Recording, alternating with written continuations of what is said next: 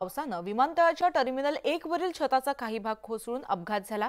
या अपघातात एकाचा मृत्यू झाला तर सुमारे 8 जण जखमी झाले आहेत। त्यावरून आता राजकारण हे चांगलंच तापलं असून विरोधकांनी मोदी सरकारवरती टीका केली आहे। अपघातग्रस्त इमारतीचे पंतप्रधान नरेंद्र मोदी यांच्या हस्ते 3 महिन्यापूर्वीच उद्घाटन झाल्याचा दावा विरोधकांकडून केला जात होता। मात्र प्रत्यक्षात हे काम 2009 मध्ये यूपीए सरकारच्या काळात झाल्याचं खुद्द तत्कालीन केंद्रीय नागरी उड्डाण मंत्री प्रफुल्ल पटेल यांनी सांगितलंय। या दुर्घटनेची उच्चस्तरीय चौकशी केली जाणार आहे। प्रफुल्ल पटेल हे 2009 मध्ये यूपीए सरकारचे मंत्री होते, त्यामुळे दुर्घटनेचं कोणी राजकारण करू नये असंही पटेल यांनी म्हटलंय।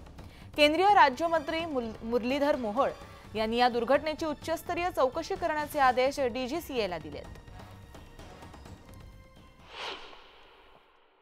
2008-9 ची गोष्ट आहे। त्याच्यानंतर 15-16 वर्षानंतर काही कुठल्या घटना घडल्या, त्या प्रत्येक घटनेच्या म्हणजे त्या काळातला व्यक्ती जबाबदार असतो असं काही असते का? हे आता ठीक आहे। आता विरोधकांना म्हटलं ना, मी विरोधकांना काही ना काही मुद्दा काढायचा असते, जाऊ द्या, मला असं कुठेही असं वाटत नाही। जे झालं दुर्दैवी आहे। आम्हालाही दुःख वाटते की कोणाची इथे मृत्यू झाली आहे, काही लोक जखमी झाले आहे। आपण त्यांना सांत्वना दिली पाहिजे, दिलासा दिला पाहिजे आणि जे काही घटना जी आहे त्याची सरकारने चौकशी मागितली आहे। अत्यंत दुर्दैवी घटना आहे।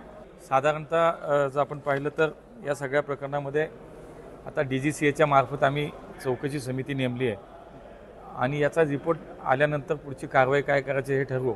त्यामुळे आता पुढच्या काळात अशी दुर्घटना होऊ नये म्हणून देशातल्याही सगळ्या टर्मिनलचं स्ट्रक्चरल ऑडिट आम्ही करतो।